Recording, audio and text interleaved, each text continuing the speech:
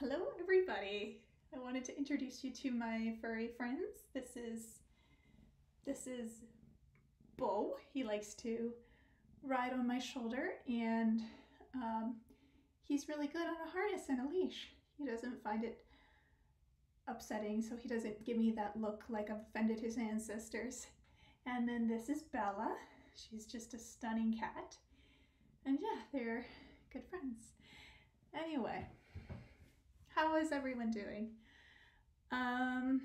So a lot to share. I'm gonna do my best to try to go through everything as best as without any kind of notes. So bear with me. I just came back from a Chris Sky event. It was amazing. He's just such a fantastic speaker. And the gathering was huge. We had like a couple thousand, and it'd be nice to have that for the rallies that I attend on the weekends here, doing whatever I can to fight for our freedom, basically. Because we all know that the stuff going on in the world right now is BS. And it's waking up a lot of people to realize that our leaders don't have our best intention in mind. And so it's great to see just this pace of how fast people are awakening. Sorry, my cats are distracting me. And so I don't need to go into all of it because you guys know there's so much information out there anyway. If you do want to know more, you can of course message me and I will share with you whatever you like. I just want to say about this though is that this is what we came here back in, geez, when was it? 2010. I was traveling all over speaking, doing conferences, and I was talking about H1N1 and how basically that they were going to try to force everybody to get these shots. And so there's also videos, 60 Minutes and so forth did that, where they talked about the side effects that people had and how bad it was, and even people losing their life because of these. And I really felt that was the trial period. It's what they were trying to do then, but they only seem to succeed now. And they're pushing that very strongly because they know that they're running out of time as people are awakening. We will not stand for this. They will be removed from the planet, and we will be able to live how we want to live without all this tyrants and authoritarian influence. Finally, we'll get our chance to make heaven on earth. And that's really exciting. They will lose. I mean, in talking with my guides, again, which has been a while, they were very excited, and even hearing other people's guides, and they said that we've turned a curve, that enough people had awakened in those crucial points that we have ensured our victory, even though it doesn't seem like it. No, it seems like it's getting worse, all this BS that they're constantly trying to force on us, and it's going to look like they've won for a little bit, but they are definitely going to be removed from the planet. That's been unanimously, I mean, it wasn't even that we were saved per se, it was that we did it collectively. So you should all be proud of yourselves. Now, it's not over yet. Of course, we still have work to do, but I just wanted to give everybody that comfort because I know how discouraged a lot of you are feeling and how frustrating it is, but just refuse to wear those face diapers. No matter what, you say you're exempt, that's all. Find whatever way you can to wake up people. I'm delivering newspapers. There's these Canadian papers called Druthers, and me and my mother have delivered over 1,000. So I think that, you know, you're just planting seeds. There's a lot of people, of course, that refuse to see this, right? And they're going to learn the hard way, unfortunately. Whereas when those seeds decide to sprout within a person, then, you know, they start to see it. It's frustrating that we can see it and others can't, and we get a lot of flack for it, but that's been our lot. That's what we came here to do. And just also focus on the ones that you have already awakened. Belle, stop being distractingly cute. yes, I cut my hair for the nice weather that we're having. I got used to that when I was living in Bali in Portugal. So yeah, next I will answer some questions that I promised I would share. And the first was about my life in Bali in Portugal and my ex and the change in my path. Basically, he was, threatened of me. The dark forces were threatened of me, and so he derailed me. And I renounced my spiritual path and my guides and everything.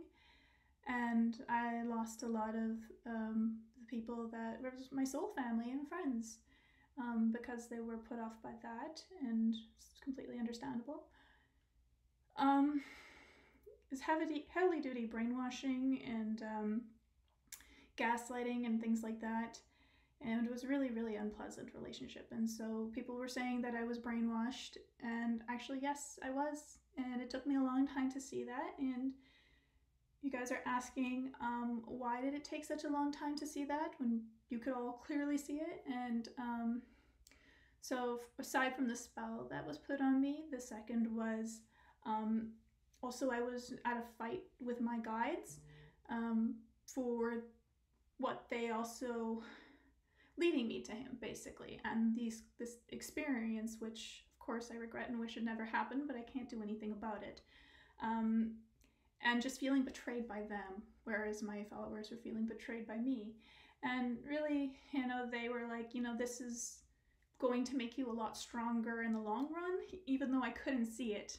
I refused to see it because it could have been avoided, is just what I keep thinking. And so, I went the skeptic route and I couldn't fit in with them. I didn't want to fit in with them. And I was disturbed with a lot of things that they were discussing. And however, I did manage to reach a bunch of skeptics and bring them back into their spirituality. So they also said that that was one of the reasons that they wanted me there, that it'll just be much more effective. Yeah, it's hard to talk about this. I was delaying doing this video because of this content.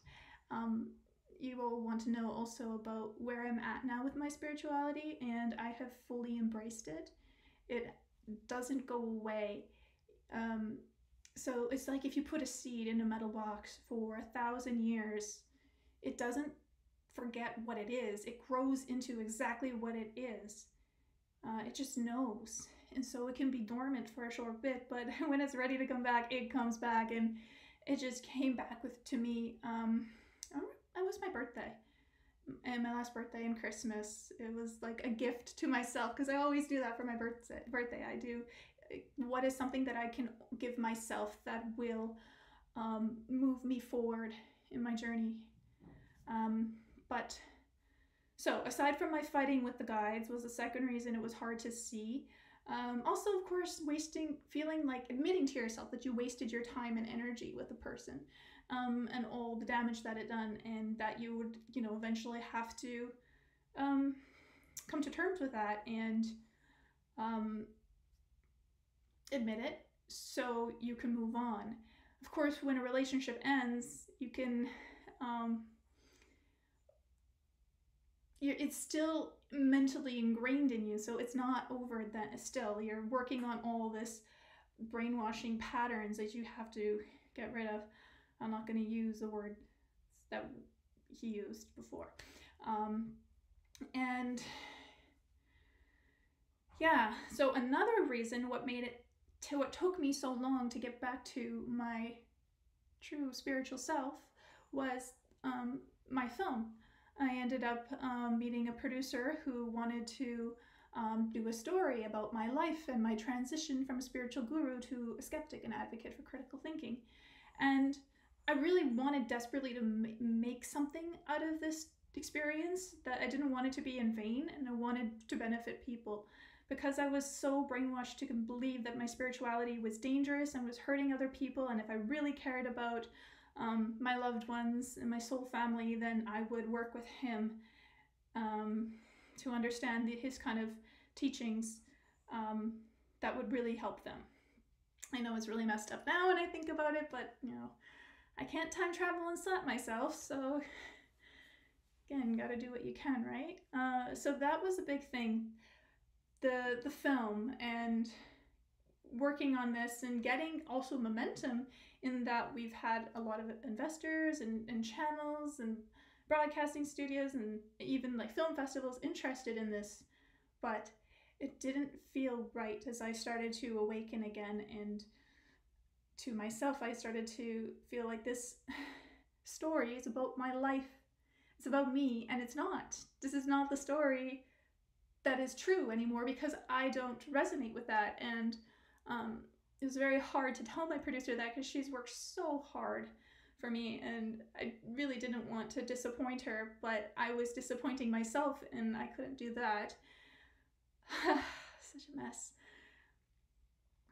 And so also what skeptics are about and promote, like they believe in this virus, and they believe in what the government and world leaders say and what their solutions are, and I'm very disturbed by that. I do not support that, and I do not want to have promote or encourage this in any way or nurture these people's ideologies, because that's really dangerous. And so that was the big thing for me, to be like, no, this film has to die.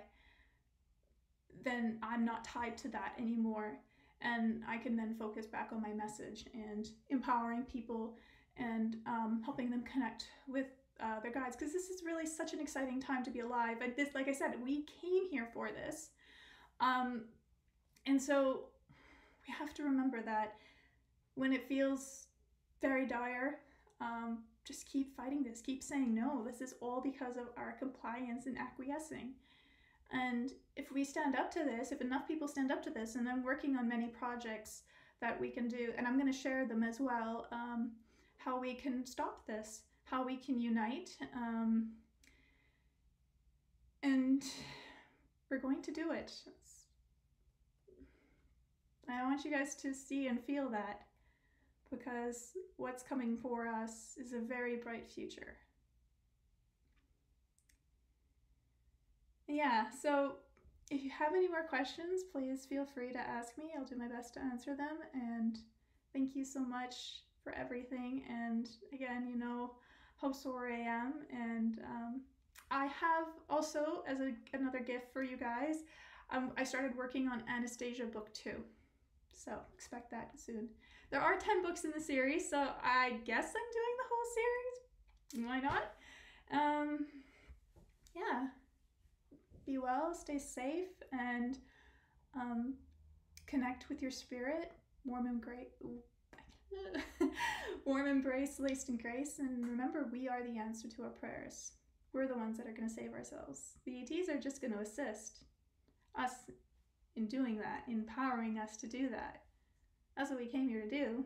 That's what I've been doing for 10 years, and I feel very good that even though I haven't been speaking much for the last 10 years, I guess, 8 years, I feel very good in that I helped to awaken a lot of people, a lot of these people that are freedom fighters today. I think that's just, I'm very proud of that. I've had many of my previous followers and soul family reach out to me, and the work that they're doing, it's just amazing. Like, and I'm so glad to be a part of that. And like, they're just reminding me, like, you're the one that brought this out of me. So yeah, it's pretty wild life in our journeys, eh? But we shouldn't judge our journeys. That's something I'm working on. We have expectations about life and how we think it's gonna go, and then life's like, oh yeah, I got other plans, right? So yeah. Anyway, hugs and love.